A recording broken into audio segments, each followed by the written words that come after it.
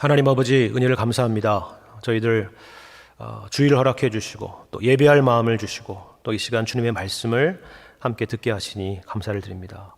저희들의 마음 또 분주한 생각들 다 내려놓게 하시고 이 시간 하나님께서 우리에게 주시는 말씀에 귀를 기울이며 주님의 그 귀하신 뜻을 헤아릴 수 있는 이 시간 될 수 있도록 성령께서 저희들의 마음을 주장하여 주옵소서. 변함없이 말씀하시고 변함없이 우리 가운데 함께 하시는 주님을 이 말씀을 통하여 다시 한번 확인할 수 있는 귀한 시간 될 수 있도록 함께 하여 주옵소서.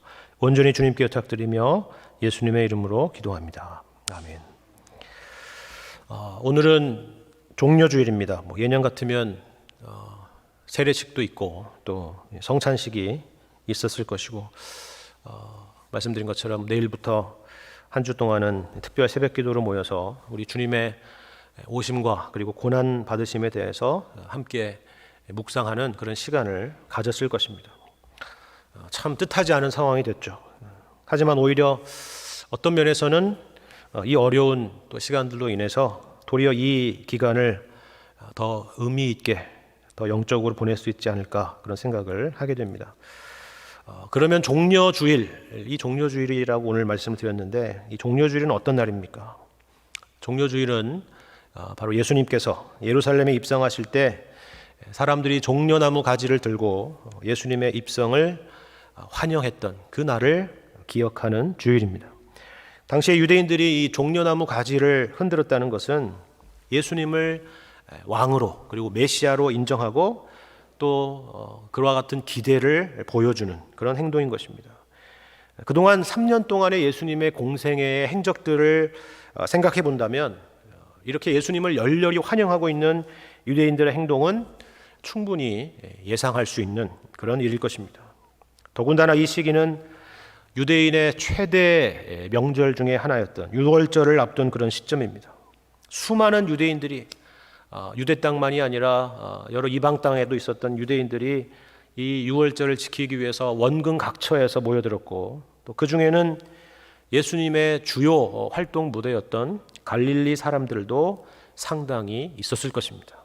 그리고 며칠 전에 있었던 예수님께서 죽었던 나사로를 살렸던 그런 사건을 직접적으로 또는 간접적으로 목격했던 그런 베다니 사람들도 적지 않았을 것입니다. 그야말로 당장 뭔가 엄청난 일이 금방이라도 일어날 것 같은 그런 흥분된 분위기가 고조되고 있던 그런 날이었습니다. 물론 당시에는 예수님 외에도 자칭 유대인의 이런 정치적이고 또 군사적인 해방자, 그 메시아 노릇을 하려고 등장했던 사람들이 그 시대에는 간헐적으로 등장하기도 했습니다. 그러나 모두 실패로 끝났고 형장의 이슬로 사라졌습니다. 하지만 이번엔 다를 거다. 예수님의 그동안의 사역이 그것을 증명한다. 그런 기대와 그런 바람과 그런 소원이 아주 대단했을 것입니다.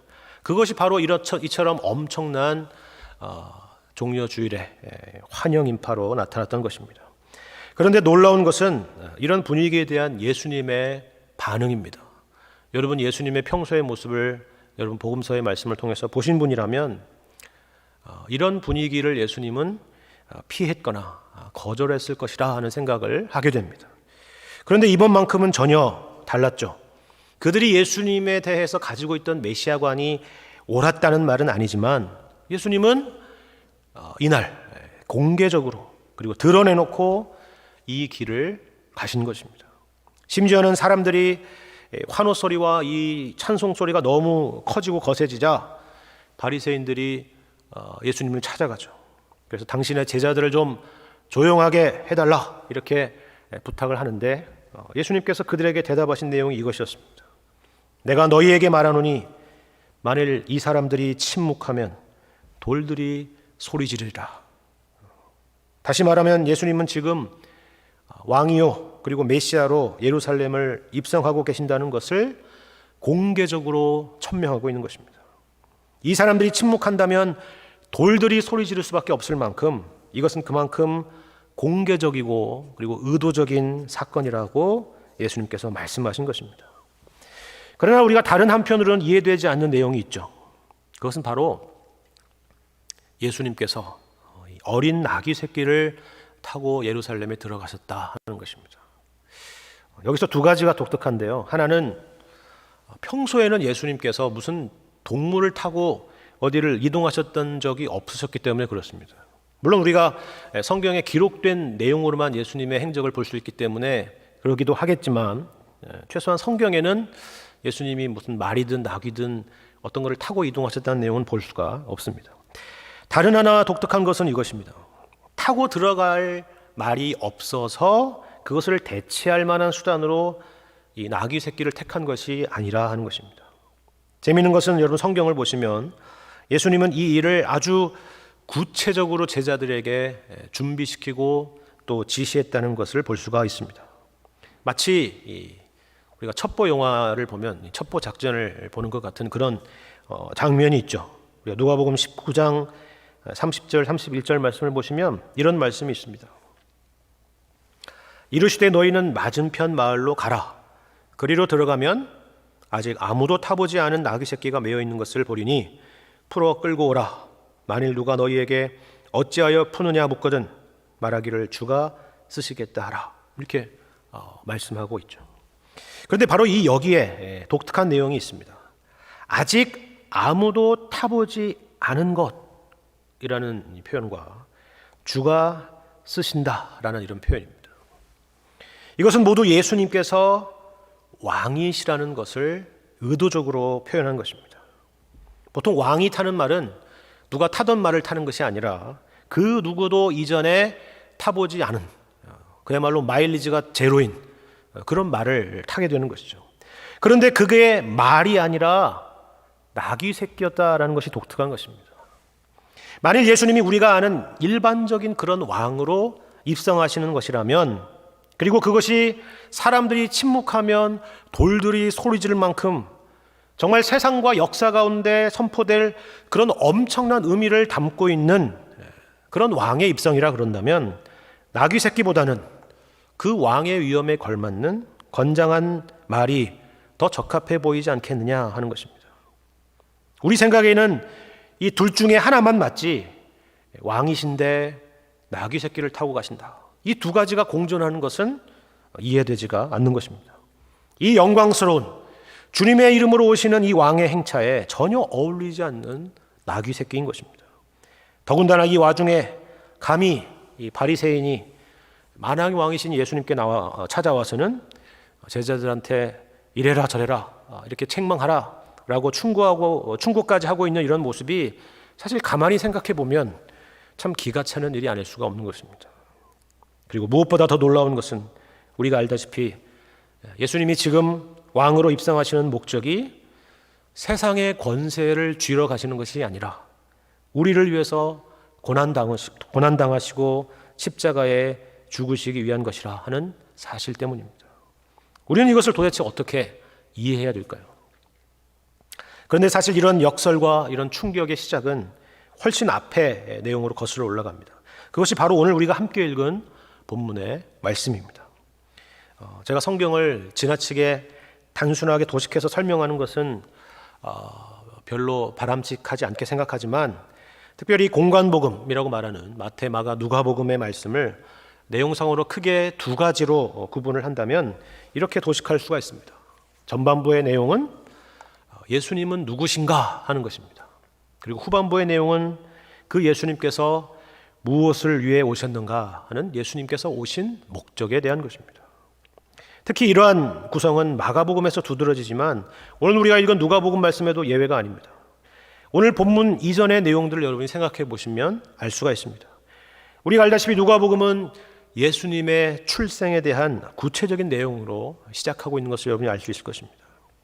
그리고 이런 질문들이 전반부 내용에 등장하는 것을 알죠. 예를 들면 세례 요한은 옥중에서 예수님에게 제자들을 통해서 이런 질문을 던집니다.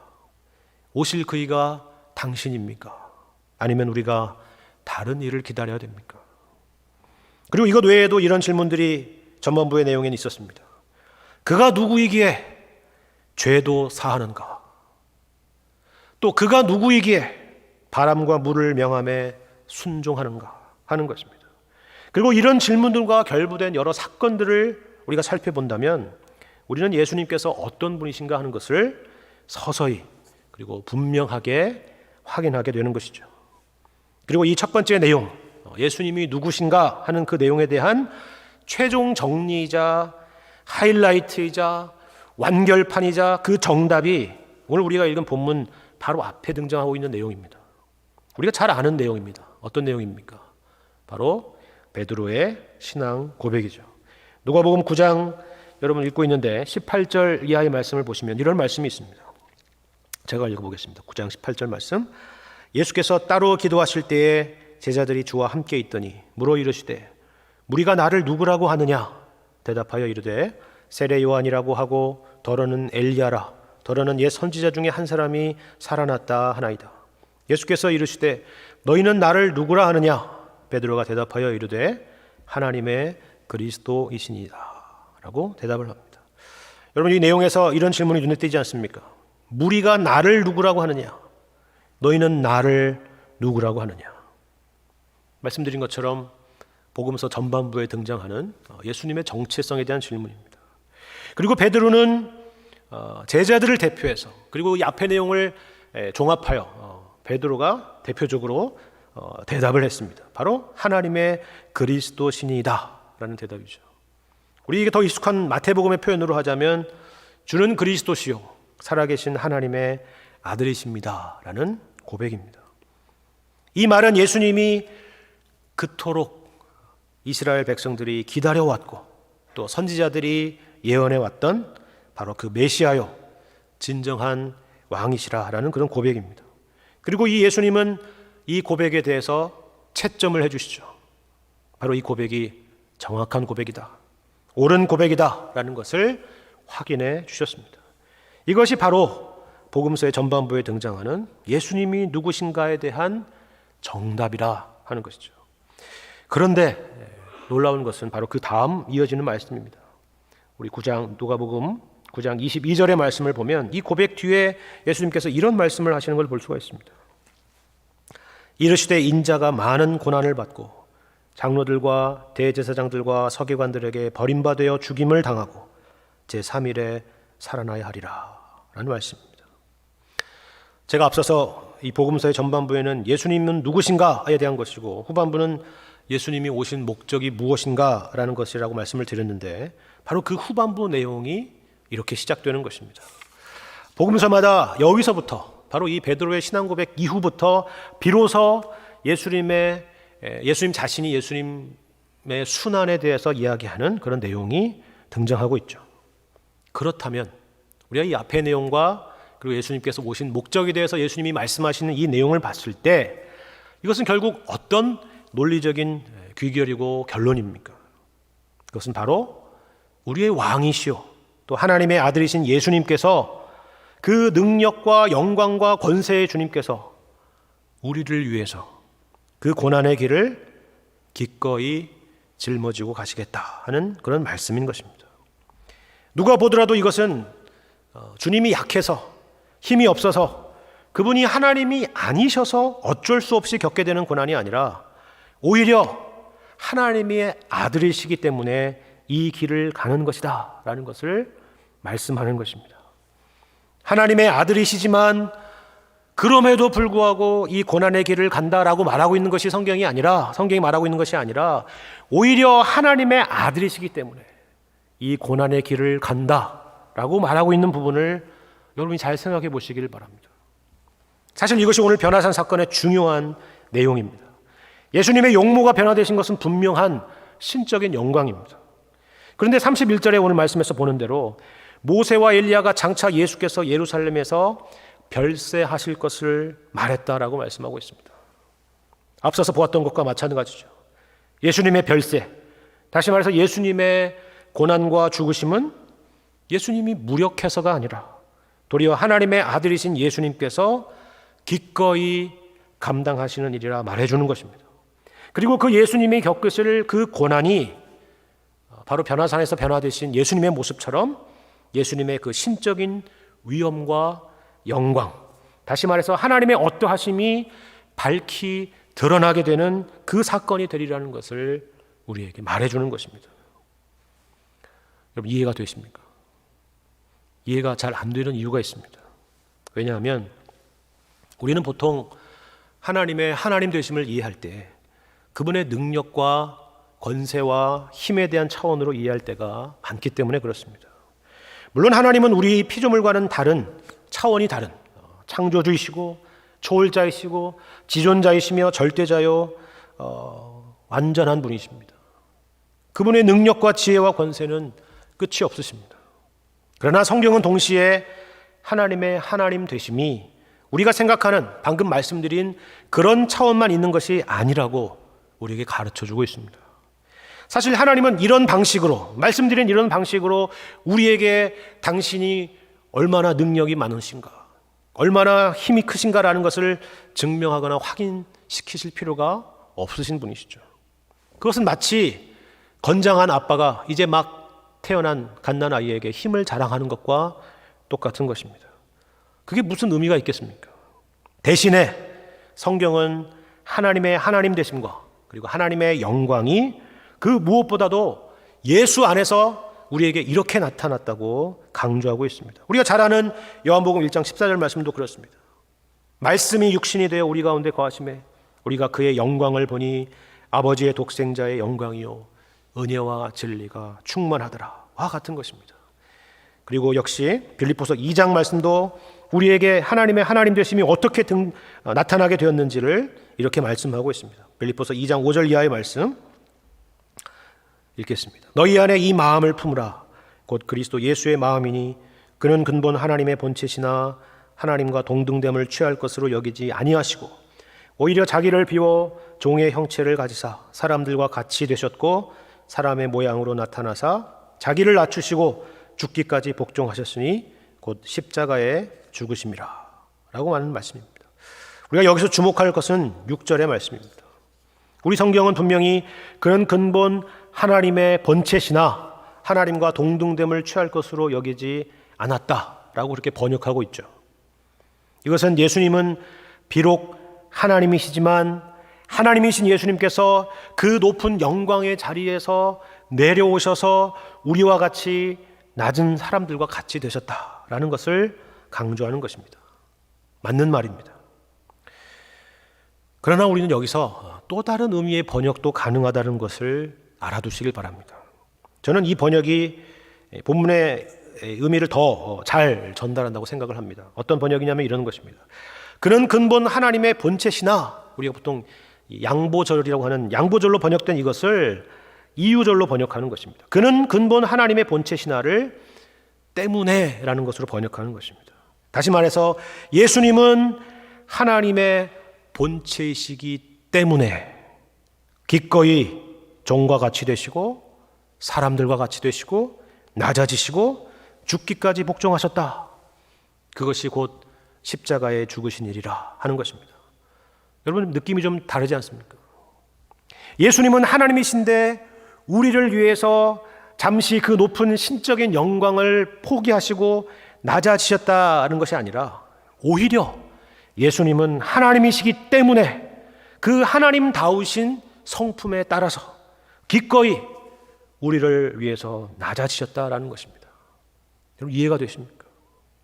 다시 말해서 예수님께서 우리 가운데 오셔서 고난당하시고 죽으신 일은 하나님이 우리에게 어떤 분이신 것을, 그것이 곧 하나님다우신 일인 것을 분명히 보이신 일이라 말씀하고 있는 것입니다. 이것이 오늘 본문의 말씀과 잘 맞죠. 그리고 우리가 잘 아는 요한복음 3장 16절 말씀과도 맞는 말씀입니다. 하나님이 세상을 이처럼 사랑하사 독생자를 주셨다 하는 것입니다.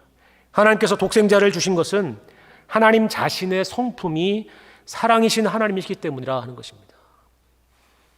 예수님께서 우리 가운데 오시고 고난당하신 이유는, 그 일은 어쩔 수 없이 하신 일, 무력해서 경험하신 일이 아니라 오히려 당신이 하나님의 아들이시기 때문에 그 자비롭고 은혜로우신 그 사랑의 성품대로 기꺼이 행하신 일이라 하는 것입니다.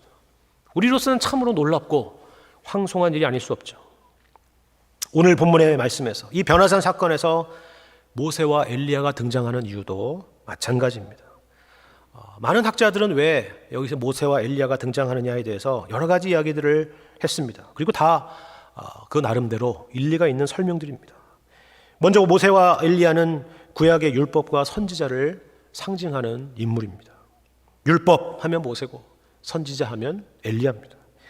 구약에서 하나님의 영광을 또한 경험한 사람들이고 또 이스라엘 백성들을 하나님께로 돌이키기 위해서 온 생애를 바쳤던 사람, 그리고 죽음을 경험하지 않고 별세했던 그런 인물이라는 것이 공통점이라고 말하는 사람들도 있습니다. 무엇보다도 이스라엘 백성들에게 존경받았던 역사적인 인물이라는 것은 분명해 보입니다. 그러나 여기서 중요한 것은 변화산에서 제자들 앞에 등장했던 이 모세나 엘리야는 예수님만을 남기고 사라졌다 하는 사실입니다.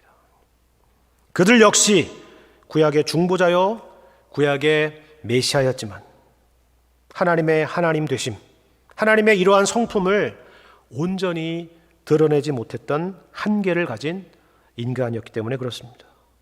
여러분, 민수기 말씀을 보시면 이 내용을 우리가 잘 알 수가 있습니다. 민수기 20장 2절 이하의 말씀을, 좀 긴절의 말씀인데 제가 여러분에게 읽어드리도록 하겠습니다. 민수기 20장 2절 이하의 말씀입니다. 무리바 사건을 다루고 있는 내용의 말씀입니다. 회중에 물이 없으므로 모세와 아론에게로 모여드니라. 백성이 모세와 다투어 말하여 이르되 우리 형제들이 여호와 앞에서 죽을 때에 우리도 죽었더라면 좋을 뻔하였도다. 너희가 어찌하여 여호와의 회중을 이 광야로 인도하여 우리와 우리 짐승이 다 여기서 죽게 하느냐? 너희가 어찌하여 우리를 애굽에서 나오게 하여 이 나쁜 곳으로 인도하였느냐? 이곳에는 파종할 곳이 없고 무화과도 없고 포도도 없고 석류도 없고 마실 물도 없도다. 모세와 아론이 회중 앞을 떠나 회막문에 이르러 엎드림에 여호와의 영광이 그들에게 나타나며 여호와께서 모세에게 말씀하여 이르시되 지팡이를 가지고 내 형 아론과 함께 회중을 모으고 그들의 목전에서 너희는 반석에게 명령하여 물을 내라 하라.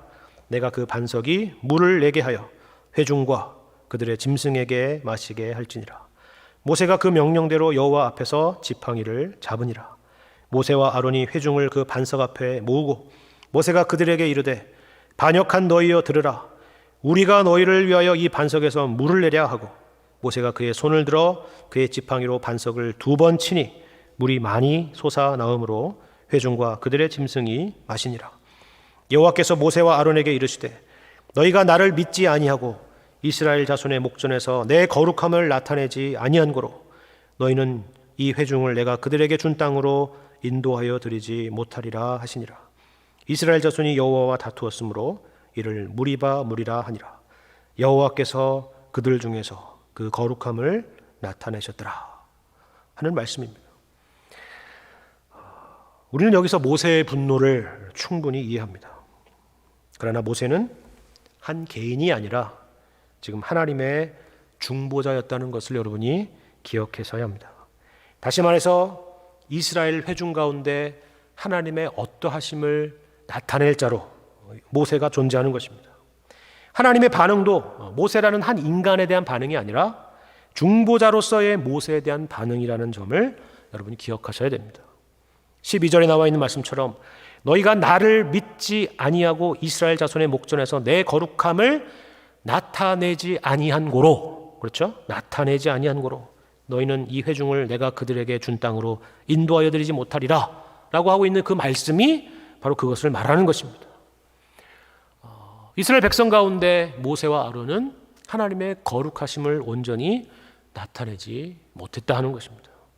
여러분, 히브리어로 거룩함이라는 것은 우리가 생각할 때는 도덕적인 의미, 윤리적인 의미가 먼저 떠오를지 모르겠지만 거룩함이라는 기본적인 의미, 본질적인 의미는 구별되었다, 다르다라는 그런 의미를 갖고 있는 것입니다. 여기에 나타나는 모세로서는 그러니까 하나님의 다르심, 하나님의 구별되심을 나타내지 못했다 하는 것이죠. 이러한 패역한 세대에게 심판과 사망을 선고하고 그것을 내려도 부족한데 그럼에도 불구하고 그들에게 생명수를 주시는 자비로우신 하나님, 그 하나님의 하나님 되심을 모세와 아론은 드러내지 못했다는 것입니다. 그것이 바로 중보자 모세의 한계요, 그리고 모세가 상징하는 율법의 한계였던 것입니다. 그러면 누가 이런 하나님의 다르심과 이런 하나님의 구별되심을 드러내느냐? 바로 하나님 자신이라 그러죠. 13절의 말씀과 같습니다. 여호와께서 그들 중에서 그 거룩함을 나타내셨다 하는 것입니다. 모세가 아니라 아론이 아니라 여호와께서 그들 중에서 그 거룩함을 나타내셨다. 이것은 후일에 모세가 우리의 궁극적인 인도자가 아니라 하나님의 아들이신 예수 그리스도께서 우리의 인도자요 메시아요 구원자이시라는 것을 이야기하려는 것입니다. 모세와 다른 하나님의 아들이신 예수님은 하나님의 거룩하심, 하나님의 다르심, 하나님의 구별됨이 어떤지를 드러내고 나타낼 존재로 오셨다는 것입니다. 로마서의 표현으로 하자면 이렇습니다. 율법이 육신으로 말미암아 연약하여 할 수 없는 그것을 하나님은 하시나니 곧 죄로 말미암아 자기 아들을 죄 있는 육신의 모양으로 보내어 육신의 죄를 정하셨다라는 말씀과 같은 것입니다. 엘리야에 대해서는 이와 같습니다. 엘리야에 대해서는 우리 로마서의 말씀을 함께 보시겠습니다. 로마서 11장 말씀을 보시면 엘리야에 대한 이러한 설명을 볼 수가 있습니다. 로마서 11장 1절 이하의 말씀을 제가 읽겠습니다. 그러므로 내가 말하노니 하나님이 자기 백성을 버리셨느냐? 그럴 수 없느니라. 나도 이스라엘이니요 아브라함의 씨에서 난 자요 베냐민 지파라. 하나님이 그 미리 아신 자기 백성을 버리지 아니하셨나니 너희가 성경이 엘리야를 가리켜 말한 것을 알지 못하느냐? 그가 이스라엘을 하나님께 고발하되 주여 그들이 주의 선지자들을 죽였으며 주의 제단들을 헐어버렸고 나만 남았는데 내 목숨도 찾나이다 하니 그에게 하신 대답이 무엇이냐? 내가 나를 위하여 바알에게 무릎 꿇지 아니한 사람 7,000명을 남겨두었다 하셨으니 그런즉 이와 같이 지금도 은혜로 택하심을 따라 남은 자가 있느니라. 만일 은혜로 된 것이면 행위로 말미암지 않음이니 그렇지 않으면 은혜가 은혜되지 못하느니라 라고 말씀합니다. 우리는 이 말씀에서 또 우리가 열왕기 말씀을 통해서 모세와 마찬가지로 역시 엘리야의 분노를 이해합니다. 하나님을 향한 열심과 특심이 있기 때문에 분노도 있는 것입니다. 우리가 보통 의분이라고 하죠. 하지만 그 엘리야의 열심이 이스라엘을 구원해내지는 못했습니다. 그러면 누가 그들을 구원합니까? 바로 하나님이 하셨죠. 어떻게요? 로마서 11장 4절의 말씀처럼 엘리야가 아니라 내가 나를 위하여 바알에게 무릎 꿇지 아니한 사람 7,000명을 남겨뒀다라는 말씀이 바로 그것입니다. 그 하나님의 주권적인 구원의 은혜를 드러내실 분, 바로 그분이 예수님이시라 하는 것입니다. 변화산에서 모세와 엘리야가 무대에서 사라지고 예수님만 남았다는 것이 바로 그것을 우리에게 말씀하고 있는 것입니다. 모세의 온유함이 아무리 뛰어나도 예수님만 못하고 엘리야의 열심이 아무리 특심해도 예수님만 못합니다. 아니, 비교할 수조차 없는 것입니다. 그들이 역사의 무대에서 사라지고 예수님만이 남았습니다. 우리를 위해서 고난당하시고 죽으신 예수님만이 우리의 참된 중보자요 참된 메시아요 우리의 왕이요 구원자라고 말씀하시는 것입니다. 그 주님이 항상 우리 가운데 계십니다. 그래서 이러한 하나님의 음성이 들려오죠. 오늘 9장 35절 말씀.